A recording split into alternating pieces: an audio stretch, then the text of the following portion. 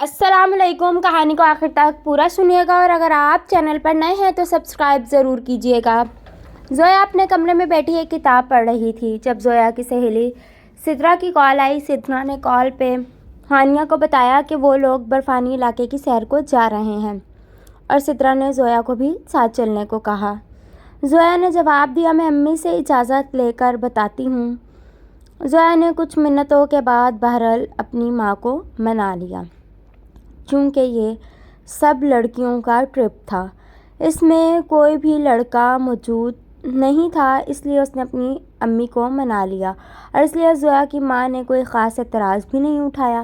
زویا اپنا سامان پیک کر کے سدرا کے گھر چلی گئی. یہاں دو لڑکیاں ہانیہ اور نرمین بھی موجود تھیں.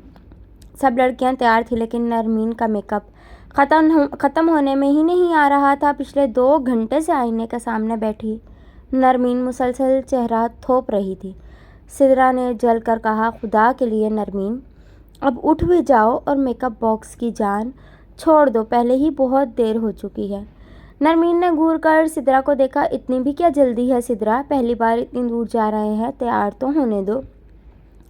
وہاں لوگ ہوں گے، لڑکیاں ہوں گے، مجھے سال میں دیکھیں گے تو کیا سوچیں گے یار. سدرا نے جل کر کہا، ہاں جیسا وہاں سارے لڑکے بیٹھے ہیں کہ کب راجکماری نرمین تشریف لائیں گی.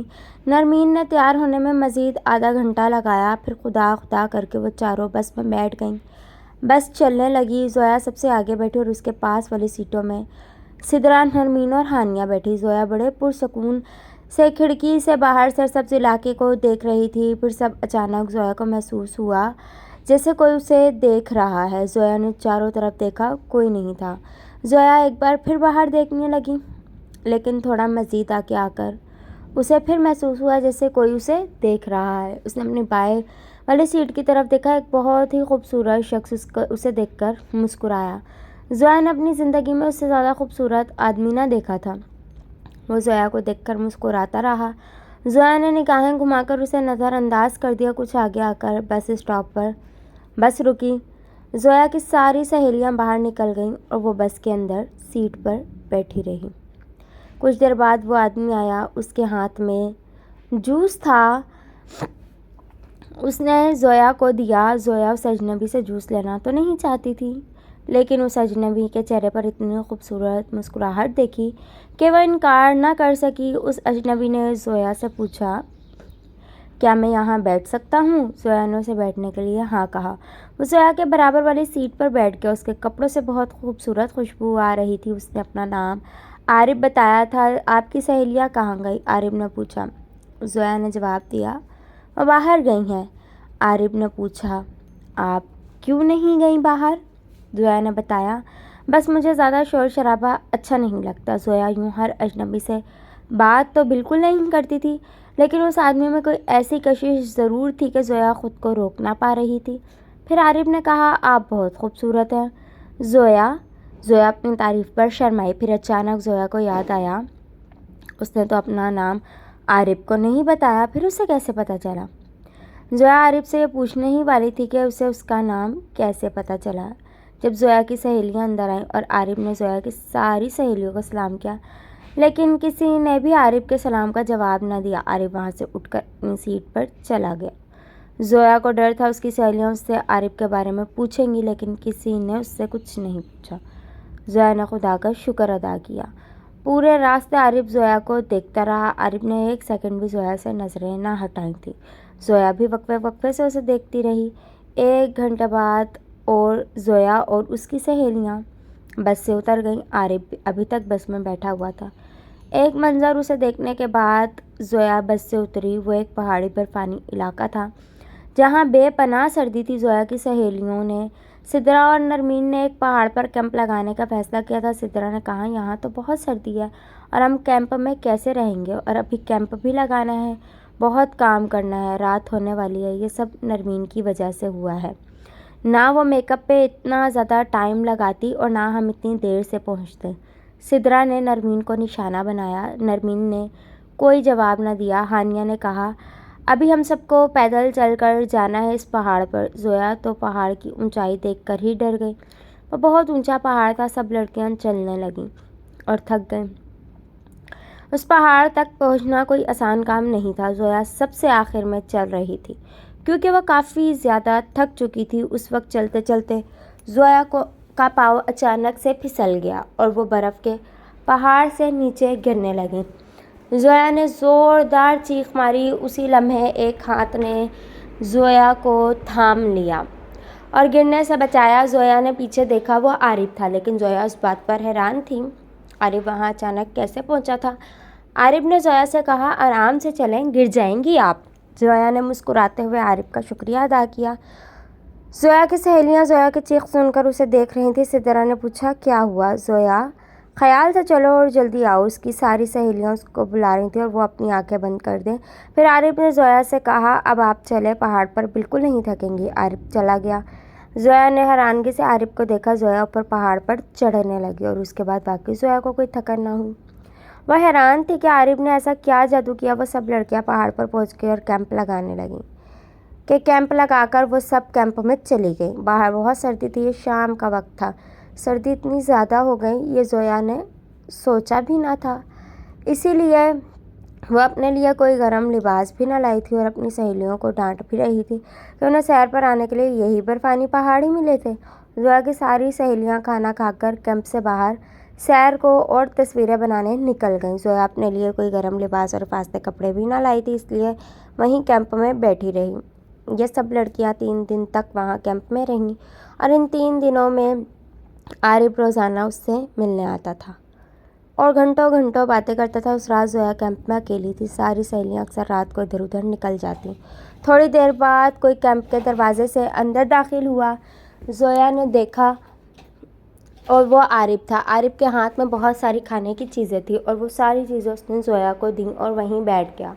जोया ने कहा, आप ये सब क्यों लाए हैं? क्या ज़रूरत थी इसकी? आरिफ ने कहा, बस मुझे अच्छा लगता है।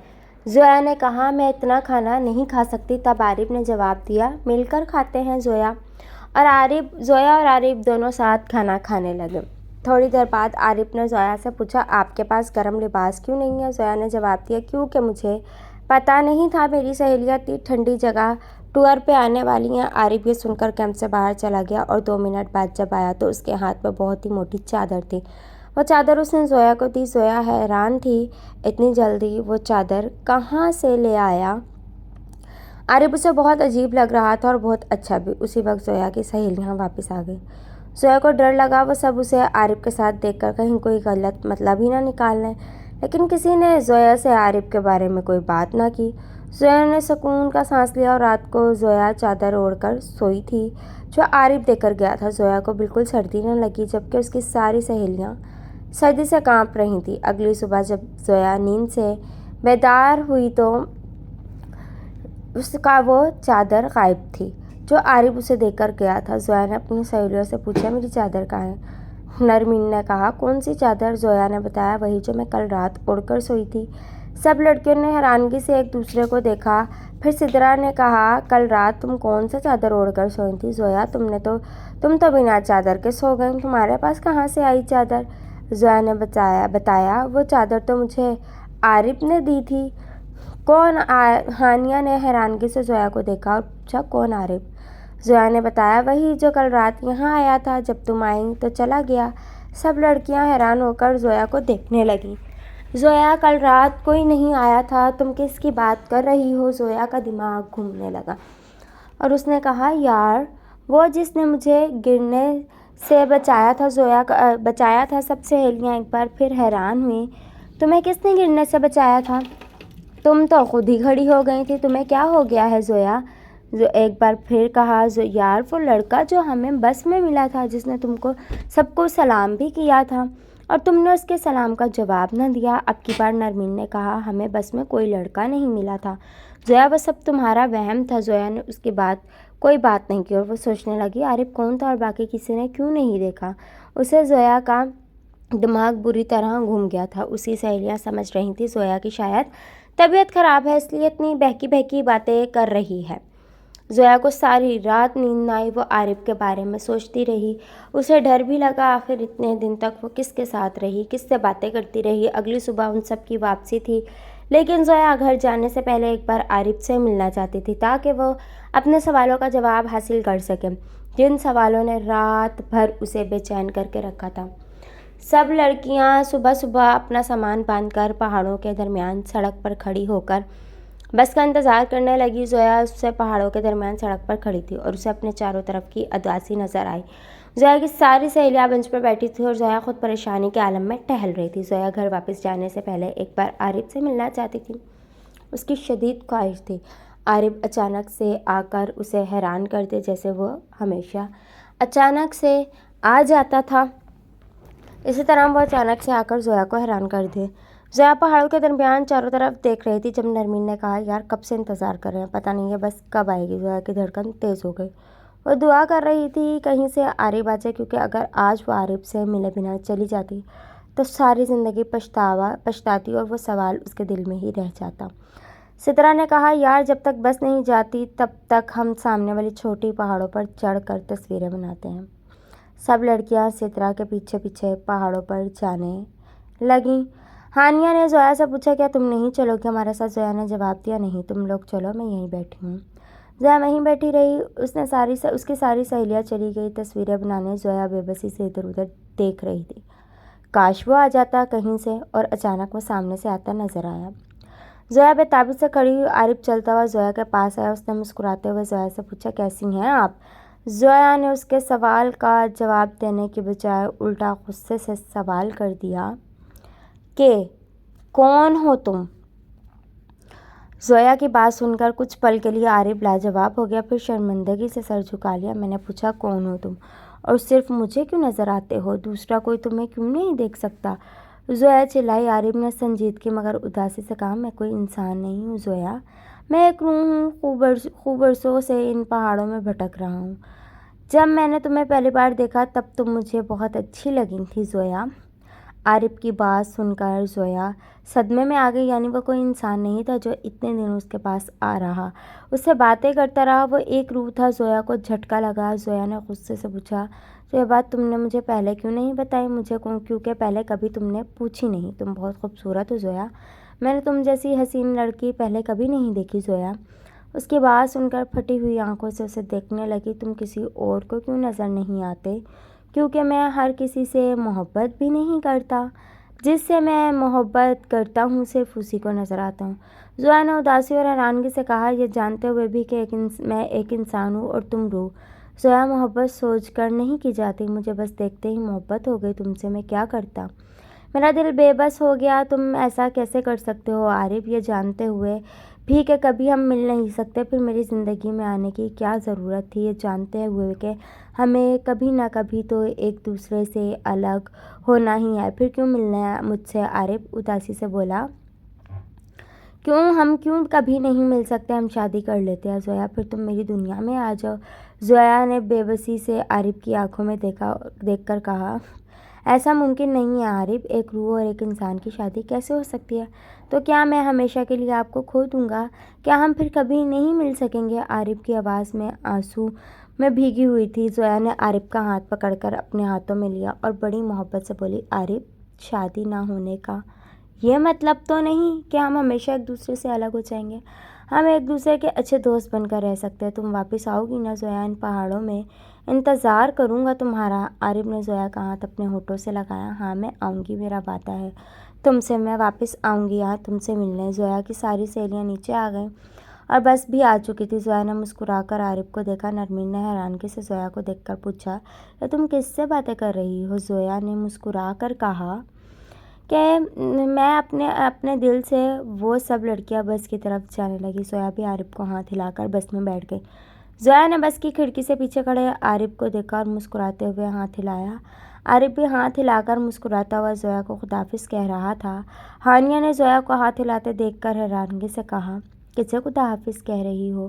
زویا، ان پہاڑوں کو، اس برف کو، میں اپنا دل یہیں پر چھوڑ کر جا رہی ہوں۔